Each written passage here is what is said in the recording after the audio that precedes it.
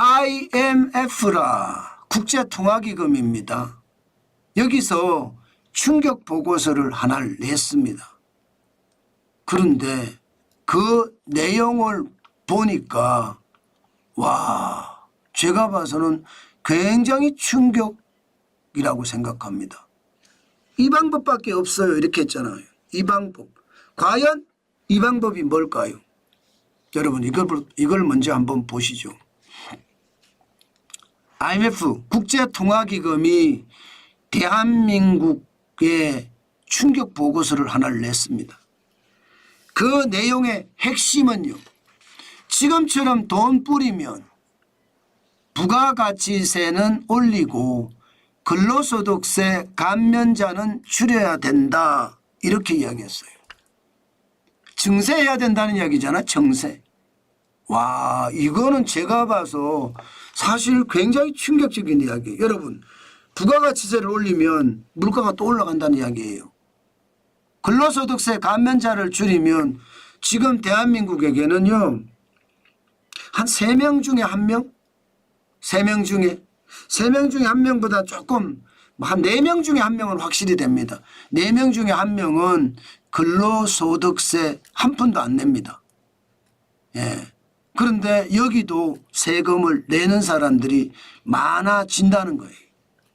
지금 만약에 그렇게 하지 않으면 한국이 과연 재정을 감당할 수 있을까 이런 얘기예요. 저는 이게 대한민국의 국가 신용 등급도 떨어질 수 있다는 이야기로 들립니다. 그만큼 IMF의 충격 보고서는 제가 봐서 엄청난 거다 이렇게 봅니다. 지금 IMF는 또 OECD 경제협력개발기구 게다가 신용평가 기관들도 저마다 말입니다. 대한민국 국가 부채에 대한 이야기를 계속 해왔거든요. 재정이 이렇게 관리돼서는 안 된다. GDP 대비 일반적으로 3% 이내를 관리하는 게 맞거든요. 3% 이내. 박근혜 대통령 때는 그렇게 해서 2016년에 마이너스 1.3%거든요. 그런데 문재인 정부 때 돈을 워낙 풀어제꼈습니다. 2020년에 5.4% GDP 대비입니다. 2021년 마이너스 4.1%, 2022년 5.0%. 예, 윤석열 정부 들어와서 줄이고 싶어도 전부 법으로 만들어놔서 줄일 수가 없었어요. 그래서 2023년에도 마이너스 3.6%고요. 2024년에는 마이너스 4.1%, 올해는 마이너스 3.3%예요. 이렇게 재정 적자가 계속 늘어나니까 IMF는요. 보고서를 통해서 정세해라 이거 정세해라. 정세 안 하면 니네 나라 더 어려워진다 이런 얘기입니다. 결국 말입니다. 지금 국가 채무가 중앙정부 지방정부 다 합쳐서 48.4% GDP 대비거든요. 1281조 2천억 원. 이게 그만큼 충격이 된다는 뜻입니다. 결국 말입니다. 가장 먼저 올려야 될 게 이 채무를 막으려면 자칫 말입니다. 국가 신용 등급이 안 떨어지려면 정세를 해야 되는데 그 정세가 제일 먼저 해야 되는 게 부가가치세다. 선진국에 비해서 대한민국의 부가가치세는 굉장히 낮다. 이탈리아만 하더라도 부가가치세가 22%거든요. 프랑스는 20%, 영국도 20%, 독일도 19%입니다. 대한민국은 10%예요. 일본도 10%고 스위스나 캐나다는 굉장히 낮죠. 스위스는 8%, 캐나다는 7%입니다. 결국 말입니다. 선진국 평균이 18.5%니까 대한민국의 부가세를 올리겠다 이렇게 나올 겁니다.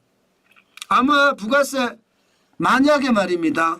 만약에 이번 다음 정부죠. 내일 이제 투표를 해서 탄생되는 정부가 다음 정부인데 이 정부가 부가세를 안 올린다?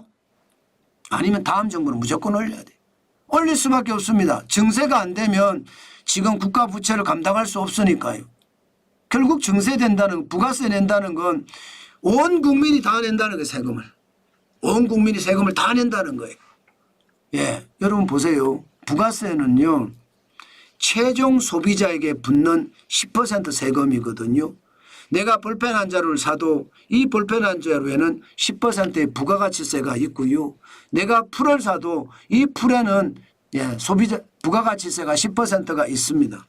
뭐 마찬가지로 뭐 제가 아티소를 산다고 하더라도 이것도 부가가치세가 10%가 붙어 있습니다. 그러니 태어날 때부터 부가가치세를 내기 시작한다고 제가 말씀드렸잖아요. 아기 기저귀도 부가가치세가 있는 거예요. 10%가 분유도 10% 부가가치세가 있는 거고. 그러면 이 부가가치세가 이제 올릴 수밖에 없는 구조로 간다. 충분히 저는 그렇게 될 수 있다고 생각합니다. 그만큼 말입니다. 저는 충격적인 일이 여러분에게도 바로 다가올 겁니다. 생각했던 것보다 이재명 더불어민주당 대표가 25만 원 준다고 하니까 받을 때는 좋은데요. 아마 말입니다. 자영업을 하든 가게 살림을 하든 돈을 쓰잖아요. 살림을 하기 위해 돈을 쓰는 거고 또 가게 장사를 하기 위해 돈을 쓰는 거거든요. 이때 말입니다. 세금이 10%가 더 올라가 10% 더 붙으면 어떻게 될까요? 25만 원보다 훨씬 많은 세금을 내야 되는 그런 사태가 벌어집니다. 자, 여러분들이 생활비로 쓰는 돈이 예를 들어 300만 원이다 이러면요. 1년에 부가가치세를 최소한 30만 원을 내고 있는 거거든요.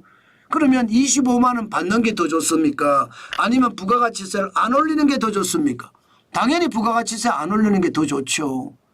왜냐하면 부가가치세를 올리면 저는 한 번밖에 못 받았어요. 25만 원 지원금을. 그런데 내년에도 30만 원, 후년에도 30만 원, 계속 30만 원씩 내야 돼요. 근데 30만 원씩만 낼까요? 제가 보기에는 대한민국의 소득 기준을 보면 470만 원, 이 정도 넘어가거든요. 그걸 감안을 했을 때 10% 세금을 낸다고 생각을 하면 그거는 여러분 충격적이에요. 저는 여러분 돈 뿌리는 게 결국 여러분들이 다 덮었습니다. 게다가 부가가치세만 올려서는 모든 게 해결이 안 된다 하는 게 지금 IMF의 보고서예요. 결국은 근로소득세도 올려야 된다 이거죠. 근로소득세를 올리는 건 문제가 아니고요. 당연히 근로소득세를 면제하는 비중을 줄이겠다. 지금 이렇게 나오거든요. 아마 이것은요. 김문수 후보의 정책에도 나와 있고요. 이재명 후보의 정책에도 나와 있습니다.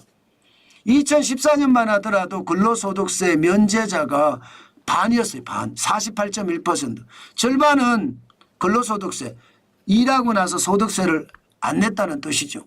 그런데 이게 줄어서 2020년에는 37.2%까지 줄었거든요.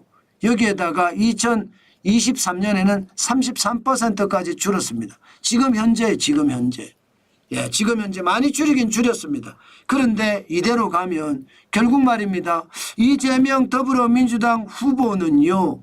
지금 33%의 소득세 면제자 비중을 장기적으로는 20%까지 내린다는 거 아니겠습니까? 당연히 내려야 되는 걸로 보이고요.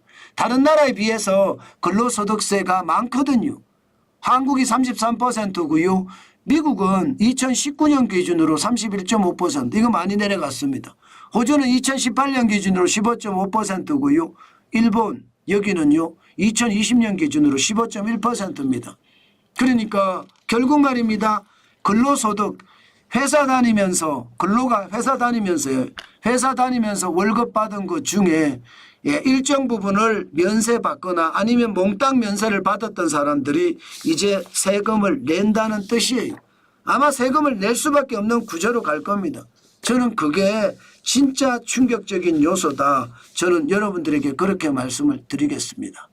결국 여러분 돈 뿌리고 현금 살포하고 이것 여러분들에게 다시 돌아온다고 했잖아요. 그들 주머니에서 돈 내지 않는다고요. 문재인 정부, 문재인 대통령이 단 한 푼이라도 냈습니까? 그런데 우리에게는 세금 폭탄을 안겨주고 본인은 지금 호가호의라고 해야 되나요? 호의호식이라고 해야 되겠죠. 호의호식하고 있습니다.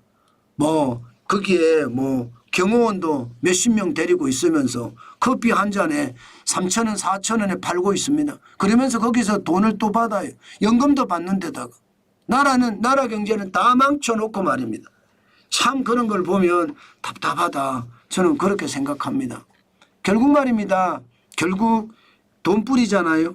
여러분 부담이에요. 안 된다고 생각하시죠. 결국은 그때 가서 후회해본들 늦지 않습니다. 얼마나 돈 뿌렸는지 보세요. 문재인 정부 때 154조 1천억 원의 추가 경정 예산을 만들어서 뿌렸어요. 다른 대통령 때를 보면 두 자릿수예요. 여긴 세 자릿수고. 윤석열 정부는 억지로 뿌린 거죠. 억지로. 13조 8천억 원. 이거는 뭐 윤석열 정부가 뿌렸다 이렇게 이야기할 수도 없습니다. 윤석열 대통령 뿌리기 싫었거든요. 돈 뿌려서 나라 만들어봤자 좋은 게 아니라고 생각했기 때문이에요. 그만큼 충격적인 상황이 지금 벌어지고 있다. 여러분 오죽했으면 IMF 국제통화기금이 대한민국의 부채가 너무 심각하다. 그래서 정세를 해야 된다. 부가가치세를 올리고 근로소득세 면제자를 줄여야 한다. 이렇게까지 공고한 것은 그만큼 부채 폭탄이 폭발할 가능성도 있다는 뜻입니다. 저는 IMF의 충격적인 보고서에 따른 섬뜩한 경고 반드시 예의주시해야 된다. 그렇게 말씀드리겠습니다.